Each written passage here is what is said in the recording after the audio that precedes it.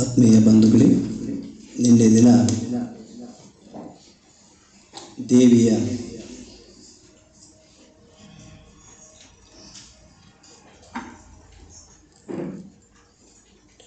ಆವಿರ್ಭಾವ ಹೇಗಾಯಿತು ಅನ್ನೋದನ್ನು ನೋಡಿದ್ದೆವು.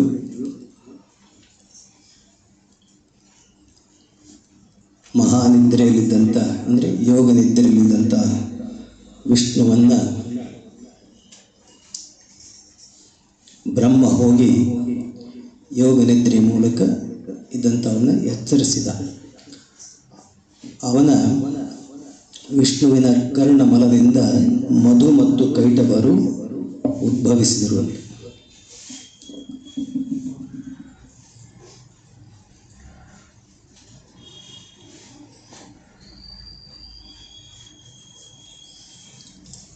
ಅವರನ್ನು ಸಂಹರಿಸುವುದಕ್ಕಾಗಿ ಬ್ರಹ್ಮ ವಿಷ್ಣುವನ್ನು ಸ್ತುತಿಸಿದ. ಆಮೇಲೆ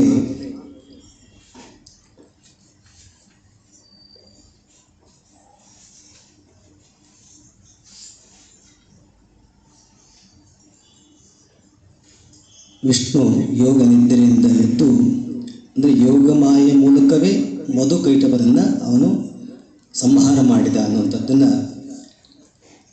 ಅಂದರೆ ಈ ಪ್ರಥಮ ಚರಿತ್ರೆಯಲ್ಲಿ ಬರುವಂಥ ಕಥೆಯ ಸಾರಾಂಶವನ್ನು ನಾವು ನೋಡಿದ್ದೆವು. ಬ್ರಹ್ಮ ಈಗ ದೇವಿಯನ್ನು ಆ ಯೋಗ ನಿದ್ರೆಯಿಂದ ಎದ್ದಂಥ ದೇವಿ ವಿಷ್ಣು ಹಾಗೇ ಇದ್ದಾನೆ, ಎದ್ದಿದವಳು ಯೋಗ ಮಾಯೆ. ಅವಳನ್ನು ಬ್ರಹ್ಮ ಸ್ತುತಿ ಮಾಡ್ತಾ ಇದ್ದದ್ದನ್ನು ಮೊದಲನೇ ಮತ್ತು ಎರಡನೇ ಶ್ಲೋಕವನ್ನು ನಾವು ನೋಡಿದ್ದೀವಿ. ತ್ವಂ ಸ್ವಾಹ ತ್ವಂ ಸ್ವಧಾ ತ್ವಂ ಹಿ ವಷಟ್ಕಾರ ಸ್ವರಾತ್ಮಿಕ ಸುಧಾ ತ್ವಮಕ್ಷರೇ ನಿತ್ಯೆ ತ್ರಿಧಾ ಮಾತ್ರಾತ್ಮಿಕ ಸ್ಥಿತ.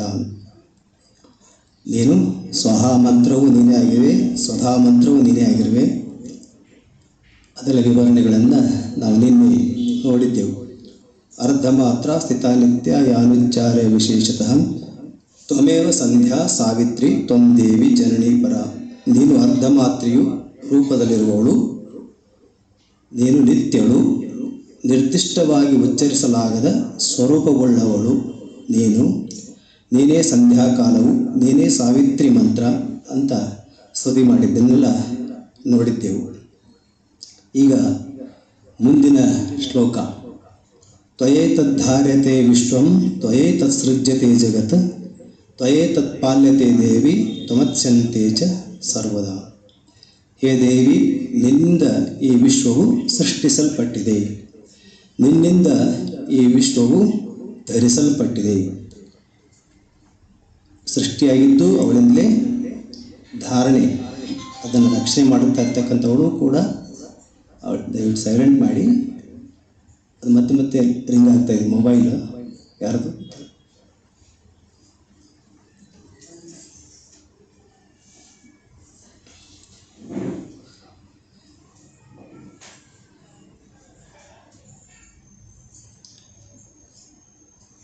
ಆದ್ದರಿಂದ ನಾವೆಲ್ಲ ಈ ಸೃಷ್ಟಿಗೆ ಮೂಲ ಕಾರಣವಾದಂಥ ವಸ್ತು ಅಥವಾ ಆ ದೇವಿ ಅಂತ ನಾವೇನನ್ನು ಕರಿತಾ ಇದ್ದೇವೆ, ಅದರ ಚಿಂತನೆಯನ್ನು ಮಾಡೋದೇ ಮನುಷ್ಯನ ಜೀವನದ ಉದ್ದೇಶ. ಯಾಕೆ ಅಂತಂದರೆ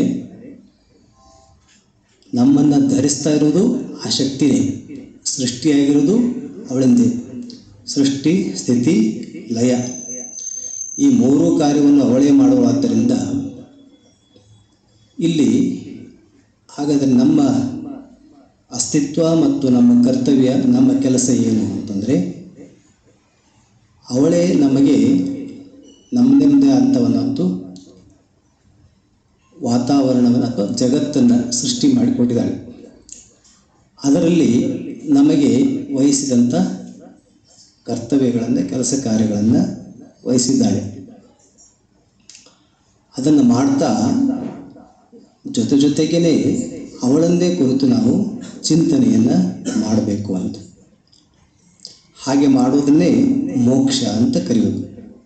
ಹಾಗೆ ಮಾಡ್ತಾ ಮಾಡ್ತಾ ನಾವು ಎಲ್ಲಿಂದ ಬಂದೆವೋ ಅಲ್ಲಿಗೆ ಹೋಗಿ ಮತ್ತೆ ನಾವು ಲಯ ಹೊಂದುವಂಥದ್ದು ಅಂತ.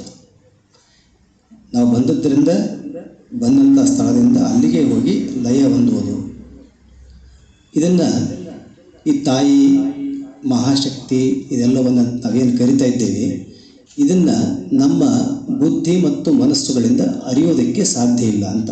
ಎಲ್ಲ ಶಾಸ್ತ್ರಗಳು, ಎಲ್ಲ ಪುರಾಣಗಳ ಕಥೆಗಳ ಸಾರ ಏನಂತಂದರೆ, ಮತ್ತು ಎಲ್ಲ ಮಹಾತ್ಮರ ಅನುಭವದ ಮಾತು ಏನಂತಂದರೆ, ಅವಳನ್ನು ನಾವು ನಮ್ಮ ಬುದ್ಧಿಯಿಂದ ತಿಳಿದುಕೊಳ್ಳೋದಕ್ಕೆ ಸಾಧ್ಯ ಆಗೋಲ್ಲ ಮತ್ತು ಅವಳ ಕಾರ್ಯವನ್ನು ತಿಳಿದುಕೊಳ್ಳೋದು ಸಾಧ್ಯ ಆಗೋಲ್ಲ ಅಲ್ವಾ? ಯಾರಿಗಾದರೂ ಆಗಿದೆ ಹಾಗೆ? ಅವಳ ಕಾರ್ಯ ಏನು ಅಂತೇಳಿ ನಮಗೆ ಗೊತ್ತಿಲ್ಲ. ಆದ್ದರಿಂದ ನಾವು ಕಾರ್ಯದ ಬಗ್ಗೆ ಆಗಲಿ ಕಾರಣದ ಬಗ್ಗೆ ಆಗಲಿ ನಾವು ಚಿಂತೆ ಮಾಡುವಂಥ ಅವಶ್ಯಕತೆ ಇಲ್ಲ. ನಾವು ಮಾಡಬೇಕಾಗಿದ್ದೇನು, ಅವಳ ಚಿಂತನೆಯನ್ನು ಮಾಡಬೇಕು. ಅವಳ ಚಿಂತನೆ ಮಾಡೋದಂದ್ರೇನು? ಈ ರೀತಿಯಾದಂಥ ಸ್ತುತಿಯನ್ನು ಸ್ವತಃ ಬ್ರಹ್ಮನೇ ಹಾಗೆ ನಿಂತ್ಕೊಂಡು ಸ್ತುತಿ ಮಾಡ್ತಾ ಇದ್ದಾನೆ.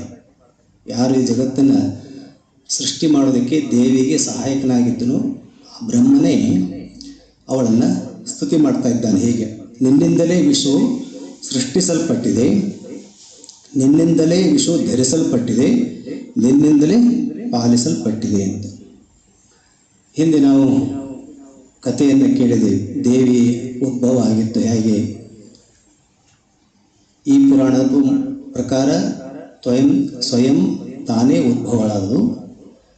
ಆಮೇಲೆ ದಕ್ಷ ಯಜ್ಞದಲ್ಲಿ ಅಪಮಾನಿತಳಾದಂಥ ದಾಕ್ಷಾಯಿಣಿ ಅವಳು ಅಲ್ಲಿ ಅಗ್ನಿಗೆ ಆಹುತಿಯಾಗಿ ಆಮೇಲೆ ಮತ್ತೆ ಪುನರ್ಜನ್ಮವನ್ನು ಎಲ್ಲಿ ತಾಳಿದ್ಲು? ಹಿಮವಂತ ರಾಜನ ಮಗಳಾಗಿ ಜನ್ಮ ತಾಳಿದ್ಲು. ಆಮೇಲೆ ಶಿವನನ್ನು ಕೂಡುವ ಸಲುವಾಗಿ ಮತ್ತೆ ಅವಳು ತಪಸ್ಸನ್ನು ಮಾಡಿದ್ಲು. ಆ ಸಮಯದಲ್ಲಿ ಇದೆಲ್ಲ ಋಗ್ವೇದದಲ್ಲಿ ಇದರ ಬಗ್ಗೆ ಪ್ರಸ್ತಾಪಗಳು ಬರ್ತವೆ. ಏನಂತಂದರೆ, ಅವಳೇ ಸ್ವಯಂ ಅದನ್ನು ದೇವಿಯಾಗಿ ಹೇಳ್ತಾಳೆ, ನಾನೇ ಬ್ರಹ್ಮ ಆಗಿದ್ದೆ, ನಾನೇ ವಿಷ್ಣು, ನಾನೇ ಶಿವ, ಎಲ್ಲವನ್ನೂ ಸೃಷ್ಟಿ ಮಾಡಿರ್ತಕ್ಕಂಥವಳು ನಾನೇ ಅಂತೇಳಿ ದೇವಿನೇ ದೇವಿ ಸೂಕ್ತ ಅಂತ ಅದರಿ ರುದ್ರದಲ್ಲಿ ಋಗ್ವೇದದಲ್ಲಿ ಬರ್ತದೆ. ಅಹಂ ರುದ್ರೇಭಿರ್ ವಸುವಿಶ್ಚರಾಮ್ಯಹಮಾದಿತ್ಯೈ ಮೃತ ವಿಶ್ವದೇವೈ ಅಹಂ ಮಿತ್ರ ವರುಣೋಭಾ ವಿವರ್ಮ್ಯಹಂ ಇಂದ್ರಾಗ್ನಿ ಅಹಂ ಅಶ್ವಿನೋಭಾ ಅಹಂ ಸೋಮ ಹನಸಂ ವಿವರ್ಮ್ಯಹಂ ದುಷ್ಟಾರಮತ ಭೂಷಣಂ ಭಗಂ ಅಹಂ ದದಾಮಿ ದ್ರವಿಣಂ ಹವಿಷ್ಮತೆ ಸುಪ್ರಾವೇ ಯಜಮಾನಾಯ ಸುನ್ವತೆ ಅಹಂ ರಾಷ್ಟ್ರೇ ಸಂಗಮನಿ ವಸೂನಾಂ ಚಿಕಿತುಷಿ ಪ್ರಥಮ ಯಜ್ಞಯಾನಾಂ ಅಂತಿದ್ದು ಹೇಳ್ತಾ ನಾನೇ ಇದೆಲ್ಲವೂ ಆಗಿದ್ದೇನೆ ಅಂತ ಹೇಳ್ತಾಳೆ ಇದರಲ್ಲಿ. ತ್ವಂ ಯಂ ಕಾಮಯೇ ತಂತಮುಗ್ರಂ ಕೃಣೋಮಿ ತಂ ಬ್ರಹ್ಮಾಣಂ ತಂ ಋಷಿಂ ತಂ ಸುಮೇಧಾಂ. ಹೀಗೆ ನಾನು ಅವರೆಲ್ಲ ಸೃಷ್ಟಿ ಮಾಡಿದ್ದು ನಾನೇ, ಮತ್ತು ನಾನು ಮನಸ್ಸು ಮಾಡಿದರೆ ಯಾರನ್ನು ಬೇಕಾದರೂ ಮಹಾ ಋಷಿಗಳನ್ನಾಗಿ ಮಹಾ ಮೇಧಾವಿಗಳನ್ನಾಗಿ ಮಾಡ್ತೇನೆ ಅಂತ. ಇದು ದೇವಿಯಲ್ಲಿ ನಾವೆಲ್ಲ ಕೇಳ್ಕೊಳ್ಬೇಕಾಗಿರ್ತಕ್ಕಂಥದ್ದು. ಅಂದರೆ ನಾವೆಲ್ಲ ಅವಳೇ ಕೊಟ್ಟಿರ್ತಕ್ಕಂಥ ಬುದ್ಧಿಯಿಂದ ಅವಳ ಚಿಂತನೆಯನ್ನೇ ಮಾಡ್ತಾ ಇದ್ದರೂ ಕೂಡ ಕೆಲವು ಸಾರಿ ಲೋಕ ವ್ಯವಹಾರದಲ್ಲಿ ನಾವು ದಡ್ರೆ ಅಲ್ವಾ? ಆದ್ದರಿಂದ ನಮಗೆ ಜ್ಞಾನವನ್ನು ಕರುಣಿಸುವಂಥ ಅವಳಲ್ಲಿ ನಾವು ಆ ರೀತಿಯಾದಂಥ ಪ್ರಾರ್ಥನೆಯನ್ನು ಮಾಡ್ಕೊಳ್ಬೇಕು ಅಂತ. ಹಾಗೆ ದೇವಿಯಿಂದ ದೊರೆತಂಥ ಜ್ಞಾನವೇ ನಿಜವಾದ ಜ್ಞಾನ ಅಂತ. ಅದಕ್ಕೆ ಮುಂದೆ ಇದರಲ್ಲಿ ಇದೇ ಶ್ಲೋಕದಲ್ಲಿ ನಾವು ಮುಂದೆ ಅದನ್ನು ನೋಡ್ತೇವೆ. ಅವಳ ಜ್ಞಾನ ಅಂತಂದರೆ ಅವಳನ್ನೇ ಮಹಾವಿದ್ಯಾ ಅಂತ ಕರೆದಿದ್ದಾರೆ. ಮಹಾವಿದ್ಯಾ ಅಂದರೆ ಅರ್ಥ ಮೋಕ್ಷದವನ್ನೇ ಬೇಕು ಅಂತ ಬಯಸುವಂಥವರಿಗೆ ಕೊಡುವಂಥ ಜ್ಞಾನ. ಆ ಜ್ಞಾನವನ್ನು ಅವ್ರು ಕೊಡೋದ್ರಿಂದ ಮಹಾವಿದ್ಯೆ ಅಂತ. ಮಹಾವಿದ್ಯೆ ಅಂದರೆ ಯಾವುದು? ಇದೆಲ್ಲ ಲೌಕಿಕ ವಿದ್ಯೆಗಳು, ಇವೆಲ್ಲ ನಾವು ಕಲಿತೀವಲ್ಲ, ಇದೆಲ್ಲ ಲೌಕಿಕ ವಿದ್ಯೆ. ಮಹಾವಿದ್ಯಾ ಅಂತ ಅವಳನ್ನು ಸ್ತುತಿಸ್ತಾರೆ. ಇದು ಲಲಿತಾ ಸಹಸ್ರನಾಮದಲ್ಲೂ ಇದೆ, ದೇವಿ ಸ್ತುತಿಯನ್ನು ಕೂಡ ಬರ್ತದೆ ಮಹಾವಿದ್ಯಾ ಅಂತ. ಹಾಗಾಗಿ ನಾವೆಲ್ಲ ದೇವಿಯ ಕುರಿತಾದಂಥ ಚಿಂತನೆಯನ್ನು ಈ ಮಾರ್ಕಂಡೇಯ ಋಷಿಗಳ ಮೂಲಕ ನಮಗೆ ದೊರಕಿದ್ದರಿಂದ ಅದನ್ನು ಸುಮೇಧ ಋಷಿಗಳು ಸುರಥ ಮತ್ತು ಯಾರು? ನಿನ್ನೆ ಹೇಳಿದ್ದೇನೆ, ಸುರಥ ಸಮಾಧಿ. ಸುರಥ ಅಂತ ಅನ್ನುವಂಥವನು ರಾಜ, ಸಮಾಧಿ ಅಂತಕ್ಕಂಥವನು ವೈಶ್ಯ. ಈ ನೋಡಿ, ಅವರಿಬ್ಬರು ಈ ಮಾರ್ಕಂಡೇಯ ಋಷಿಗಳ ಅನುಗ್ರಹದಿಂದ ಅದನ್ನೆಲ್ಲ ಹೇಗೆ ಪೂಜಾ ಕ್ರಮ, ಅವಳನ್ನ ಹೇಗೆ ಸ್ತುತಿ ಮಾಡಬೇಕು ಇದೆಲ್ಲ ತಿಳ್ಕೊಂಡ್ರು. ಒಂದು ಮಣ್ಣಿನ ವಿಗ್ರಹವನ್ನು ಮಾಡಿ ಅವಳನ್ನು ನೀವು ಈ ರೀತಿಯಾಗಿ ಪೂಜಿಸಬೇಕು ಅಂತ ಸುಮೇಧ ಋಷಿಗಳು ಅವರಿಬ್ಬರಿಗೆ ಹೇಳಿದರು. ರಾಜ ಅದನ್ನು ಸ್ತುತಿಸಿ ಅವನಂತೆ ಸುಮೇಧ ಋಷಿಗಳು ಹೇಳಿದ ಹಾಗೆ ಮಾಡಿದ ಮೇಲೆ ಅವನೇನು ಕೇಳ್ಕೊಂಡ ಅಂದರೆ, ನನಗೆ ಪುನಃ ರಾಜ್ಯ ಎಲ್ಲ ನನಗೇನನ್ನು ಕಳ್ಕೊಂಡಿದೆ ಅದೆಲ್ಲ ಬೇಕು ಅಂತ ಕೇಳ್ಕೊಂಡ. ಆದರೆ ಈ ಸಮಾಧಿ ಹಾಕಿ ಕೇಳ್ಕೊಕ್ಕೆ ಹೋಗಲಿಲ್ಲ. ಅವನಿಗೆ ಆಗಲೇ ಇದರ ಅಶಾಶ್ವತತೆ, ಅನಿಶ್ಚಿತತೆ ಎಲ್ಲ ಗೊತ್ತಾಗಿತ್ತು ಅವನಿಗೆ. ಅದಕ್ಕೆ ಅವನು ನನಗೆ ಇದಕ್ಕಿಂತ ಜ್ಞಾನವನ್ನು ಕರುಣಿಸುವಂಥ ಒಳಗಲ್ಲಿ ಕೇಳಿಕೊಂಡ. ದೇವಿ ಅವನಿಗೆ ಜ್ಞಾನವನ್ನೇ ಕೊಟ್ಟು ಅಂತ. ಹೀಗೆ ಈ ಇಡೀ ಉಪನಿಷತ್ತು ಮತ್ತು ಎಲ್ಲ ಶಾಸ್ತ್ರಗಳ ಮುಂದೆ ಹೇಳ್ತಂಥ ವಿಚಾರ ಏನಂತಂದರೆ, ಎರಡು ಇದೆ, ಶ್ರೇಯಸ್ಸು ಮತ್ತು ಪ್ರೇಯಸ್ಸು ಅಂತ. ನಮಗೆ ಶ್ರೇಯಸ್ಸನ್ನು ಕೊಡುವಂಥ ವಿಚಾರಗಳು ಜಗತ್ತಿನಲ್ಲಿದೆ. ಪ್ರೀತಿಯನ್ನು ಕೊಡುವಂಥ ಪ್ರೀತಿಯಿಂದ ನಮಗೆ ಅದರಲ್ಲಿ ಪ್ರೀತಿ ಉಂಟಾಗ್ತದೆ, ಪ್ರೇಯಸ್ಸು. ಆದರೆ ಅದು ನಮಗೆ ಶ್ರೇಯಸ್ಸನ್ನು ಕೊಡುತ್ತಂತಿಲ್ಲ.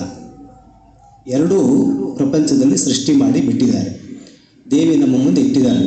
ಆದ್ದರಿಂದ ಶ್ರೇಯಸ್ಸನ್ನೇ ಯಾರು ಆಯ್ಕೆ ಮಾಡ್ಕೋತಾರೆ, ಅವನು ವೈಶ್ಯನಂತ ಸಮಾಧಿ, ಅವನು ಶ್ರೇಯಸ್ಸನ್ನು ಆಯ್ಕೊಂಡ, ಇವನು ಪ್ರೇಯಸ್ಸನ್ನು ಆಯ್ಕೊಂಡ. ಮಂದಮತಿಗಳಾದವರು ಪ್ರೇಯಸ್ಸನ್ನೇ ಆಯ್ಕೊಳ್ತಾರೆ ಅನ್ನೋದು ವಿವೇಕಿಗಳ ಮಾತು. ವಿವೇಕಿಗಳಂದರೆ ಋಷಿಗಳು. ಅವರೆಲ್ಲ ನಮ್ಮನ್ನೆಲ್ಲ ಮಂದಮತಿಗಳಂತ ಯಾಕೆ ಹೇಳ್ತಾರೆ ಅವರು, ನಾವು ಪ್ರೇಯಸ್ಸನ್ನು ಬಯಸ್ತೇವೆ. ಅಂದರೆ ನಮಗೆ ತಾತ್ಕಾಲಿಕ ಸುಖ, ತಾತ್ಕಾಲಿಕವಾಗಿ ನಮಗೇನೋ ಒಂದು ಖುಷಿಯಾಗುವಂಥ ವಿಚಾರ, ಅಷ್ಟಕ್ಕೆ ಇದು ಸೀಮಿತ ಆಗಿರ್ತದೆ. ಆದರೆ ಜೀವನದಲ್ಲಿ ಬರ್ತಕ್ಕಂಥ ದುಃಖದಿಂದ ನಿವೃತ್ತಿಯಾಗುವಂಥ ಮಾನಸಿಕ ಸ್ಥಿತಿಯನ್ನು ಅಥವಾ ಜ್ಞಾನವನ್ನು ನಾವು ಕೇಳೋದಿಲ್ಲ. ಅದಕ್ಕೆ ಈ ದೇವರ ಹತ್ತಿರ ಪ್ರಾರ್ಥನೆಯನ್ನು ಮಾಡಿಕೊಳ್ಳುವಾಗ ನಾವು ಎಷ್ಟು ಎಚ್ಚರಿಕೆಯಿಂದ ಮಾಡ್ಕೋಬೇಕು ಅಲ್ವಾ? ಭಾಳ ಜನರಿಗೆ ಅಂದರೆ ಕೇಳ್ಕೊಳ್ತಿರ್ತೀವಿ, ಎಲ್ಲರೂ ಸಹಜವಾಗಿ ಕೇಳ್ಕೊಳ್ಳೋದು ತಪ್ಪೇನಲ್ಲ ಅಲ್ವಾ? ಕೇಳ್ಕೊಳ್ಬೇಕು, ನಮಗೆ ಸುಖ ಸೌಲಭ್ಯಗಳು ಬೇಕು. ಆದರೆ ಅಲ್ಲೇ ನಿಲ್ಲಬಾರ್ದು ಅಂತ, ಇದಿಷ್ಟಕ್ಕೆ ಮತ್ತೆ ಅದನ್ನೇ ಕೇಳ್ತಾ ಹೋಗಬಾರ್ದು ಅಂತ. ಮತ್ತೆ ಅದನ್ನೇ ಕೇಳೋದಂದ್ರೇನು? ಒಂದು ಕೇಳಿದಾಗ ಭಗವಂತ ಆಶೀರ್ವಾದ ಮಾಡಿರ್ತಾನೆ, ದೇವಿ ಆಶೀರ್ವಾದ ಮಾಡ್ತಾಳೆ. ಆದರೆ ಅಲ್ಲಿಗೆ ನಿಲ್ಲಲ್ಲ, ಮತ್ತೆ ಇನ್ನೊಂದೇನೋ ಬೇಕು ಅಂತ ಬಯಸ್ತೇವೆ. ಹಾಗೆ ಬಯಕೆಗಳ ಪಟ್ಟಿ, ಬೇಡಿಕೆಗಳ ಪಟ್ಟಿ ನಮ್ಮದು ಬೆಳೀತಾ ಹೋಗ್ತದೆ.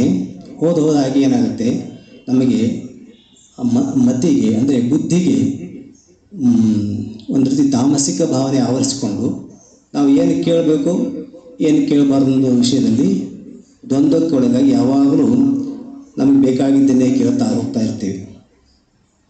ಆದರೆ ಹೋಗಿ ಅದಕ್ಕೆ ಜ್ಞಾನಿಗಳು ಕೇಳುವಂಥ ಮಾತಿದೆಯಲ್ಲ, ಅದು ಬಹಳ ಶ್ರೇಷ್ಠವಾದಂಥದ್ದು ಅಂತ. ಯಾಕೆಂದರೆ ಜ್ಞಾನಿಗೆ ಜಗತ್ತಿನ ಸುಖ, ಜಗತ್ತಿನ ವಸ್ತುವಿನಲ್ಲಿ ಸುಖ ಇದೆ ಅನ್ನೋದನ್ನು ಅವನು ಇಲ್ಲ ಅನ್ನೋದನ್ನು ತಿಳ್ಕೊಂಡಿದ್ದಾನೆ. ಅದರ ಅನಿತ್ಯತೆ ಅವನಿಗೆ ಗೊತ್ತಾಗಿದೆ. ಅದಕ್ಕೆ ಜ್ಞಾನಿ ಏನು ಕೇಳ್ಕೊಳ್ತಾನೆ, ಯಾವಾಗಲೂ ಭಗವಂತನ ದಯೆ ಹೊಂದಿದ್ದರೆ ಸಾಕು ಅಂತ. ನೀವೆಲ್ಲ ಕೇಳಿದರೆ, ಬಂದದ್ದೆಲ್ಲ ಬರಲಿ, ಗೋವಿಂದನ ದಯೆ ಹೊಂದಿರಲಿ ಅಂತ. ಏನಾದರೂ ಬರಲಿ, ಕಷ್ಟ ಪರಂಪರೆಗಳು ಏನಾದರೂ ಬರಲಿ, ಆದರೆ ಅವನ ದಯೆ ಹೊಂದಿರಲಿ ಅಂತ ಕೇಳುವಂಥವನು ಜ್ಞಾನಿ. ಅಜ್ಞಾನಿ ಅದನ್ನೇ ಗೊತ್ತಾನೆ, ಸದ್ಯಕ್ಕೆ ನನ್ನ ಮಗನ ಮದುವೆ ಆದ್ರೆ ಸಾಕು, ನನ್ನ ಮಗಳ ಮದುವೆ ಆದ್ರೆ ಸಾಕು ಅಲ್ಲ, ಆಮೇಲೆ ಬೇರೆ ಪ್ರಾಬ್ಲಮ್ ಬರ್ತಂತ ಗೊತ್ತಿಲ್ಲ ಅವನಿಗೆ. ಸದ್ಯಕ್ಕೆ ಮದುವೆ ಆಗೋದು ಕೇಳ್ತಾನೆ ಅಲ್ವ. ನಮ್ಮ ಗೌತಮಾನಂದಜಿ ಅವ್ರು ಭಾಳ ವರ್ಷಗಳ ತಮಾಷೆ ಮಾಡ್ತಿದ್ರು. ಏನಂದರೆ, ಯಾರೊಬ್ಬ ಅವ್ರ ಹತ್ತಿರ ಬಂದಿದ್ದಂತೆ, ಅಂದರೆ ಮಗನಿಗೆ ಮದುವೆ ಆದ್ರೆ ಸಾಕು ಅಂತ, ಮದುವೆ ಒಂದು ಆಗಿಬಿಟ್ರೆ ನಾನು ನಿಶ್ಚಿಂತ ಆಗಿಬಿಡ್ತೇನೆ ಅಂತ ಹೇಳಿದೆ. ಆಯ್ತು, ಮದುವೆ ಆಯಿತು. ಮದುವೆ ಆದಮೇಲೆ ಪ್ರಾರಂಭ ಆಯಿತು. ಸೊಸೆ ಕಾಟ, ಸೊಸೆಗೆ ಅತ್ತೆ ಜಗಳ ಇವೆಲ್ಲ ಸ್ಟಾರ್ಟ್ ಆಯಿತು. ಆವಾಗ ಅದಕ್ಕೆ ಗೌತಮಾಂಜಿಯವರು ಹೇಳ್ತಿದ್ರು, ಅಂದರೆ ಅವನು ಮದುವೆ ಆಗಲಿ ಅಂತ ಅಷ್ಟೇ ಕೇಳ್ಕೊಂಡ, ಒಳ್ಳೆ ಸೊಸೆ ಬೇಕಂತೇನು ಕೇಳ್ಕೊಂಡಿರ್ಲಿಲ್ಲವಲ್ಲ ಅಂತ. ಸೊಸೆ ಎಂಥವಳು ಬಂದಿರ್ತಾಳೆ ಅಂದರೆ ಮೊದಲೇ ಕಂಡೀಷನ್ ಆಗಿ ಬಂದಿರ್ತಾಳೆ, ಇವ್ರ ಮನೇಲಿ ಇರಬಾರ್ದು ಅಂತ. ಯಾರು ಮದುವೆ ಆಗಲಿ ಅಂತ ಯಾರು ಬಯಸಿದಾನೋ, ಮಗನ ಮದುವೆ ಆಗಲಿ ಅಂತ ಪ್ರಾರ್ಥನೆ ಮಾಡ್ಕೊಂಡಿದ್ದಾರೆ ಇಬ್ಬರು ತಂದೆ ತಾಯಿಗಳು.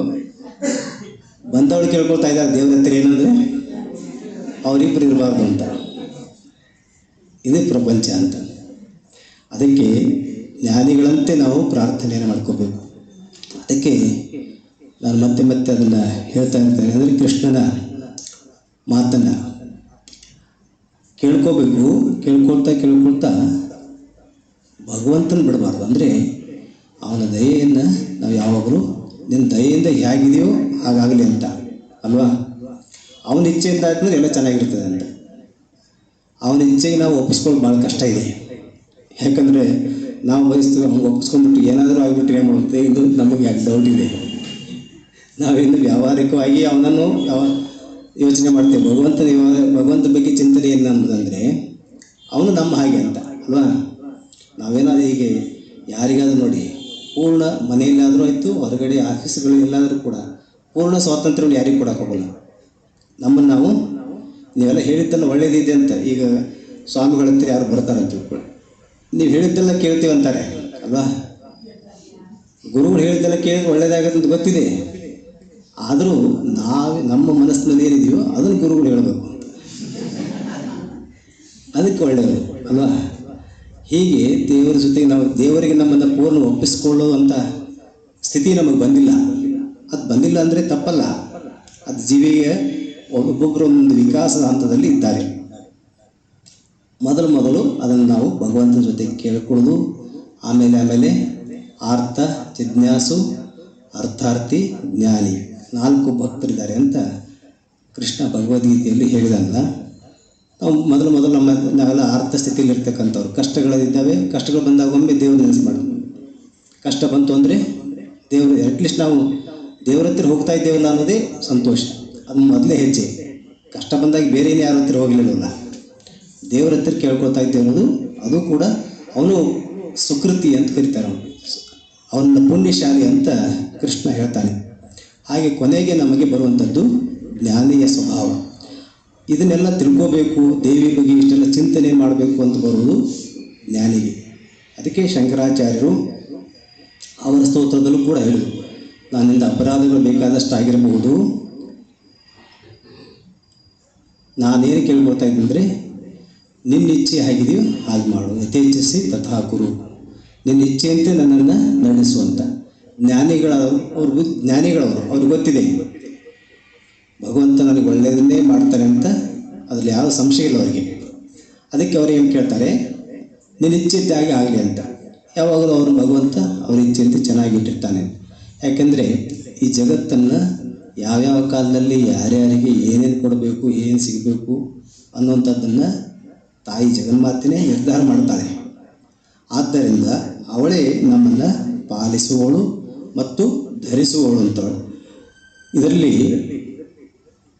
ಇದರ ಹಿಂದೆ ವೇದಾಂತ ಪುರಾಣ ಅರ್ಥಗಳೆಲ್ಲ ತುಂಬ ಇದೆ. ನಾನು ನಿಮಗೆ ಅದರ ಸಾರ ಅಷ್ಟೇ ಹೇಳ್ತಾ ಇದ್ದೇನೆ. ಯಾಕೆಂದರೆ ಭಾಳ ವೇದಾಂತಿಕವಾಗಿ ಹೋದರೆ ಈ ಕ್ಲಾಸಿಕಲ್ ಮ್ಯೂಸಿಕ್ ಭಾಳ ಜನರಿಗೆ ಇಷ್ಟ ಆಗಲ್ಲ ಅಲ್ವಾ. ಶಾಸ್ತ್ರೀಯ ಸಂಗೀತ ಅಂತ ಕೇಳಿದ್ರೆ ಶಾಸ್ತ್ರೀಯ ಸಂಗೀತ ಭಾಳ ಜನರಿಗೆ ಇಷ್ಟ ಆಗಲ್ಲ. ಅದಕ್ಕೆ ಹಾಡುಗಳು ಈಗೆಲ್ಲ ಲೈಟ್ ಮ್ಯೂಸಿಕ್ ಎಲ್ಲ ಹಾಡ್ತಾ ಇದ್ದರೆ ಒಂದು ಹಾಡು ಕೇಳ್ತಾ ಇದ್ರೆ ಕುದಿತಾರೆ. ಇನ್ನೂ ಜನ ಇದ್ದಾರೆ DJ ಹಚ್ಚಿದ್ರೆ ಭಾಳ ಖುಷಿ ಆಗ್ತಾರೆ. ಅದು ಬೇರೆ ಇನ್ಯಾವುದು ಸಂಗೀತ ಬರಲ್ಲ ಅವ್ರಿಗೆ. DJ ಹಚ್ಚಿದ್ರೆ ಕುಣಿಯೋದಕ್ಕೆ ರೆಡಿ ಆಗಿರ್ತಾರೆ, ಅದು ಬೇರೆ. ಅಂದರೆ ಈ ಮನುಷ್ಯರಲ್ಲಿ ವೆರೈಟೀಸ್ ಇದ್ದಾರೆ. ವಿಕಾಸ ಹಂತ ಒಬ್ಬೊಬ್ಬರದ್ದು ಒಂದೊಂದು ರೀತಿಯಲ್ಲಿ ಇದೆ. ಹಾಗಾಗಿ ಈ ಜ್ಞಾನಿಗಳ ಬಯಕೆ ಏನು, ಇದನ್ನೆಲ್ಲ ಬ್ರಹ್ಮ ಯಾಕೆ ಈ ರೀತಿಯಾಗಿ ಅವಳನ್ನು ಸ್ತುತಿಸ್ತಾ ಇದ್ದಾನೆ, ಇದರ ಹಿನ್ನೆಲೆ ಏನು ಅಂತ ಅನ್ನೋದನ್ನೆಲ್ಲ ಈ ಋಗ್ವೇದ ಇದೆಲ್ಲಗಳಲ್ಲಿ ಹೇಳಿದ್ದಾರೆ. ಆದರೆ ಅದನ್ನೆಲ್ಲ ನಾನು ನಿಮಗೆ ಹೇಳ್ತಾ ಹೋದರೆ ಒಂಚೂರು ನಿಮಗೇನು ಅಂತ ಅರ್ಥ ಆಗಲ್ಲ. ಅದಕ್ಕೊಂದು ಮಾನಸಿಕ ಸ್ಥಿತಿ ಬೇಕಾಗ್ತದೆ. ಆವಾಗ ಮಾತ್ರ ಅದೆಲ್ಲ ಅರ್ಥ ಆಗುವಂಥದ್ದು. ಆದ್ದರಿಂದ ಪ್ರಾರಂಭದಲ್ಲಿ ಏನಾಗಿರ್ಬೇಕು ಅಂದರೆ ಅರ್ಥ ಆಗಿರಬೇಕು, ಮತ್ತೆ ಮರೆತೋಗಿರ್ಬೇಕು. ಅರ್ಥ ಆಗ್ತಾ ಇರ್ತದೆ ಭಾಳ ಜನರಿಗೆ ಹೇಳುವಾಗ, ಹೌದಲ್ಲ ನಮ್ಗೆ ಗೊತ್ತೇ ಇದೆಯಲ್ಲ ಇದು ಅಂತ. ಭಾಳ ಜನರಿಗೆ ಹೇಳಿದಾಗ ಏನು ಅನಿಸ್ತಿರ್ತೀವಿ ಅಂದರೆ ನಮ್ಗೆ ಗೊತ್ತೇ ಇದೆಯಲ್ಲ ಇದು ಅಂತ. ಆದರೆ ಆಮೇಲೆ ಮತ್ತೆ ಕೆಳಗೆ ಹೋದ್ಮೇಲೆ ಏನು ಹೇಳಿದರು ಅಂತಿಲ್ಲ. ಹಾಗೆ ಈ ವೇದಾಂತ ಅಂತಂದರೆ ಇದು ಅಷ್ಟು ಕಠಿಣವಾದಂಥದ್ದು. ಆದರೆ ಭಕ್ತಿ ಅನ್ನೋದಿದೆಯಲ್ಲ, ಈ ಹಾಡು ಹಾಡಿದ್ವಿ, ನಿಮಗೆ ತಕ್ಷಣವೇ ನಿಮಗೆ ಖುಷಿ ಆಯಿತು, ಆನಂದ ಆಯಿತು ಅಲ್ವಾ? ಆದ್ದರಿಂದ ಈ ಭಕ್ತಿ ಭಜನೆ ಸುಲಭ, ತತ್ವದರ್ಶನ ಕಷ್ಟ ಅಂತ DVG ಅವರು ಹೇಳ್ತಾರೆ. ಭಜನೆ ಭಕ್ತಿ ಇವೆಲ್ಲ ಸುಲಭ. ಯಾರಿಗೆ ಸುಲಭ ಅಂದರೆ ಅದು ನಿಮ್ಮ ಒಳಗಿನ ಅಂತರಂಗದಲ್ಲೇ ಆ ತಾಯಿ ಇದ್ದಾಳೆ. ಯಾರಿಗಾದರೂ ಹಾಗೆ ಭಾವನೆ ಬರು ಅಂದರೆ ಒಳಗಡೆ ಇದ್ದಾಳೆ, ಅವಳೇ ಕೇಳಿ ನಿಮ್ಮ ಹಾಡನ್ನು ಕೇಳಿ ಅವಳೇ ಖುಷಿ ಪಡ್ತಾಳೆ. ನೀವು ಖುಷಿ ಪಡ್ತಾ ಇಲ್ಲ, ನಾವೆಲ್ಲ ಅನ್ಕೋತಿದ್ದೀವಿ ನಾವು ಖುಷಿ ಪಡ್ತಾ ಇದ್ದೀವಿ ಅಂತ ಅನ್ಕೋತಿದ್ದೀವಿ. ಹಾಗೆ ಒಳಗಡೆಗೆ ಅವಳೇ ಒಳಗಡೆ ಇದ್ದುಕೊಂಡು ಸಂತೋಷವನ್ನು ಪಡ್ತಾ ಇರ್ತಾಳೆ. ಆದ್ದರಿಂದ ಭಕ್ತಿ ಸುಲಭ ಅಂತ. ಇಲ್ಲಿ ಬ್ರಹ್ಮ ಆ ರೀತಿಯಾಗಿ ಸ್ತುತಿಯನ್ನು ಮಾಡಿದ. ಮುಂದಿನ ಶ್ಲೋಕ, ವಿಸೃಷ್ಟೌ ಸೃಷ್ಟಿರೂಪಾತ್ವಂ ಸ್ಥಿತಿರೂಪಾ ಚ ಪಾಲನೆ ತಥಾ ಸಂಹರತಿ ರೂಪಾಂತೆ ಜಗತ್ವಸ್ಯ ಜಗನ್ಮಯೇ. ಹೇ ಜಗತ್ತಿನ ರೂಪದಲ್ಲಿರುವವಳೆ, ನೀನು ಈ ಜಗತ್ತಿನ ಸೃಷ್ಟಿಕಾಲದಲ್ಲಿ ಸೃಷ್ಟಿಶಕ್ತಿಯಾಗಿರುವೆ, ಸ್ಥಿತಿಕಾಲದಲ್ಲಿ ಸಂರಕ್ಷಿಸುವ ಶಕ್ತಿಯಾಗಿರುವೆ ಮತ್ತು ಅಂತ್ಯಕಾಲದಲ್ಲಿ ಸಂಹಾರ ಶಕ್ತಿಯಾಗಿರುವೆ. ಮಹಾವಿದ್ಯಾ ಮಹಾಮಾಯಾ ಮಹಾಮೇಧ ಮಹಾಸ್ಮೃತಿ ಮಹಾಮೋಹ ಚ ಭವತಿ ಮಹಾದೇವಿ ಮಹೇಶ್ವರಿ. ಇಲ್ಲಿ ಮಹಾವಿದ್ಯಾ ಅಂತ ಅವಾಗಲೇ ಹೇಳಿದೆಲ್ಲ, ಅದು ಮಹಾಮಾಯಾ ಅಂತಂದರೆ ನಿನ್ನೆ ಹೇಳಿದೆ. ಮಾಯೆ ಅಂದರೆ ಮಾಯೆಯನ್ನು ವ್ಯಾಖ್ಯಾನ ಮಾಡೋದಕ್ಕೆ ಆಗಲ್ಲ ಅಂತ. ಅದು ಇದೆ ಅಂದರೆ ಇಲ್ಲ, ಇಲ್ಲ ಅಂದರೆ ಇದೆ ಅಂತ. ಮಾಯೆ ಹೇಗಿದೆ ಅಂತ ನಮಗೆ ಅದ್ರ ಬಗ್ಗೆ ವಿವರಣೆ ಮಾಡೋಕ್ಕಾಗಲ್ಲ ಅಂತ. ಅದಕ್ಕೆ ಮಾಯೆಯ ಸಹಾಯದಿಂದ ಈ ಜಗತ್ತು ನಡೀತಾ ಇದೆ. ಆದ್ದರಿಂದ ಮಹಾಮಾಯಾ ಅಂತಂದರೆ ನಮಗೆ ಗೊತ್ತಿಲ್ಲದಂತೆ, ನೋಡಿ ಎಂತೆಂಥ ದೇವತೆಗಳೆಲ್ಲರೂ ರಾಕ್ಷಸರ ಮನಸ್ಸಲ್ಲಿ ತಪಸ್ಸು ಮಾಡಬೇಕು ಅಂತ ಹಾಕೋಳು ಅವಳೆ ಅಲ್ವಾ? ತಪಸ್ಸನ್ನು ಮಾಡಿ ವರ ಏನು ಕೇಳಬೇಕು ಅಂತ ಮತ್ತೆ ಅವಾಗ ಅವ್ರ ತಲೆ ಕೆಡಿಸೋಳು ಅವಳೆ. ಏನು ಕೇಳಬಾರ್ದನ್ನು ಕೇಳೋದು. ಈ ರಾಕ್ಷಸರಿಗೆಲ್ಲರೂ ತಪಸ್ಸು ಮಾಡ್ತಾರೆ ಅವರು, ಆದರೆ ಏನು ಕೇಳಬೇಕು ಅಂತ ಅವರಿಗೆ ಗೊತ್ತಿರಲ್ಲ. ಅಂದರೆ ಗೊತ್ತಿರಲ್ಲ ಅಂದ್ರೆ ಅವ್ರಿಗೆ ಕೇಳೋದೇ ಅಂಥದ್ದನ್ನು ಅವರು ಏನು ಕೇಳ್ತಾರೆ, ಒಟ್ಟು ಸಾವಿರಬಾರ್ದು ಅಲ್ವಾ? ಅದೆಲ್ಲ ಈ ಸೃಷ್ಟಿಯನ್ನು ಮಾಡಿರ್ತಕ್ಕಂಥ ಅವಳಿಗೆ ಗೊತ್ತು. ಆವಾಗ ವರ ಕೊಡ್ತಿರ್ಬೇಕಾದ್ರೆ ದೇವರು ಆಲೋಚನೆ ಮಾಡ್ತಾನಂತೆ, ಇವನಿಗೆ ಈಗ ಸಾವಿರಬಾರ್ದು ಅಂತ ಕೇಳ್ತಾ ಇದ್ದಾನೆ, ಅದಕ್ಕೆ ಇವನು ಕೊಲ್ಲೋದು ಹೇಗೆ ಅಂತ ಅವಾಗಲೂ ಪ್ಲ್ಯಾನ್ ಮಾಡ್ತಾನಂತೆ. ಯಾಕೆಂದರೆ ಇವನು ಬದುಕಿದ ಅಂದರೆ ಇಡೀ ಋಷಿ ಪರಂಪರೆಗೆ ದೇವತೆಗಳಿಗೆ ಎಲ್ರಿಗೂ ತೊಂದರೆ ಕೊಡೋದೇ ತಾನೇ ಅವಾಗ. ಈಗ ಸಾವಿಲ್ಲ ಅಂದ ತಕ್ಷಣ ಮನುಷ್ಯನಿಗೆ ಏನಾಗುತ್ತೆ, ನನ್ನನ್ನು ಯಾರು ಕೊಲ್ಲಲ್ಲ ಅಂದರೆ ನಾ ಯಾರಿಗೆ ಬೇಕಾದ್ರೂ ಏನು ಬೇಕಾದ್ರೂ ಮಾಡ್ಬೋದು ಅಂತ ಹಾಗೆ ಅವ್ರಿಗೆ ಭಾವನೆ ಬರ್ತದ. ಆವಾಗಲೇ ನೋಡಿ ಹೇಗೆ ದೇವರು ಅದಕ್ಕೆ ಮಾಯ ಆಗೋದು ಅಂತ. ಅವ್ರ ಮನಸ್ಸಲ್ಲಿ ಮತ್ತೊಂದು ಮಾಯ ಬರ್ತದೆ. ಕೇಳಬೇಕಾದ್ರೆ ಆ ರೀತಿ ಕೇಳಬೇಕು ಅಂತ ಏನು ಅನ್ಕೊಂಡಿರ್ತಾರಲ್ಲ, ಇನ್ನೊಂದೇನು ಮಾಯ ಬಂದು ಬೇರೆ ಏನೇನೋ ಕೇಳಿಬಿಡ್ತಾರೆ. ಅವರನ್ನು ಸಂಹಾರ ಮಾಡುವಂಥದ್ದನ್ನು ಮತ್ತೆ ಭಗವಂತ ಆವಾಗಲೇ ಪ್ಲ್ಯಾನ್ ಮಾಡೋದು. ವರದ ಜೊತೆಗೇ ಮುಂದಿನ ಪ್ಲ್ಯಾನ್. ಹೀಗೆ ದೇವಿ ಈ ರೀತಿಯಾಗಿ ಅವರಿಗೆ ಸ್ವಯಂ ಅವರಿಂದಲೇ ಸೃಷ್ಟಿಯಾದವರು. ನೀನು ಹೇಳಿದಲ್ಲ, ವಿಷ್ಣುವಿನೇ ಮಧು ಮತ್ತು ಕೈಟವರನ್ನು ಸೃಷ್ಟಿ ಮಾಡಿದ ಮೇಲೆ ಕೊಲ್ಲಬೇಕು ಆಗುವಂತ ಯೋಚನೆ ಮಾಡಿದ. ಅಂದರೆ ಜಗತ್ತಿನಲ್ಲಿ ಎರಡೂ ಇದ್ದಾರೆ. ಯಾರು? ರಾಕ್ಷಸರು, ದೇವತೆಗಳಂಥವರು ಇದ್ದಾರೆ. ದೇವತೆಗಳ ರಕ್ಷಣೆಯಿಂದ ಯಾವಾಗಲೂ ಭಗವಂತ ಮಾಡ್ತಾನೆ. ಯಾಕೆಂದರೆ ದೇವತೆಗಳಿಗೆ ಭಗವಂತನೇ ಬೇಕು, ಆ ದೇವಿನೇ ಬೇಕು, ಇನ್ಯಾವುದು ಬೇಡ. ಅಂದರೆ ಹೊರ ಪ್ರಪಂಚದಲ್ಲಿ ಯಾವುದೂ ಕೂಡ ಅವರಿಗೆ ಬೇಕಾಗಿಲ್ಲ. ಹಾಗಾಗಿ ಯಾರು ಅದನ್ನು ಬಯಸುವುದಿಲ್ಲವೋ ಹಾಗಂತೇಳಿ ದೇವತೆಗಳೆಲ್ಲ ಚೆನ್ನಾಗೇ ಇದ್ದಾರೆ ಅಲ್ವಾ. ಅದಕ್ಕೆ ನಾವು ಇದನ್ನು ತಿಳ್ಕೊಬೇಕಂದ್ರೆ ನಾವು ಜಗತ್ತಿನಲ್ಲಿ ಏನೇನೋ ಕೇಳಕ್ಕೆ ಹೋಗಬಾರ್ದು. ಏನು ಕೇಳಬೇಕು?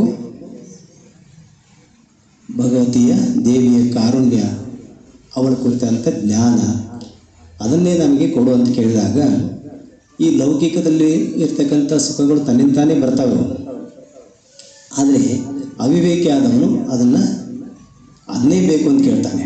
ಆವಾಗ ಅದು ಈ ರೀತಿಯಾದಂಥ ಸಮಸ್ಯೆಯನ್ನು ದೇವರೇ ಸೃಷ್ಟಿ ಮಾಡಿ ಸಮಸ್ಯೆಯನ್ನು ಪರಿಹಾರದಕ್ಕೆ ಮತ್ತೆ ಅವತಾರ ಎತ್ತುವುದು, ಇದೆಲ್ಲ ಕಾರ್ಯಗಳನ್ನು ಮಾಡುವಂಥದ್ದು ನಡೀತದೆ.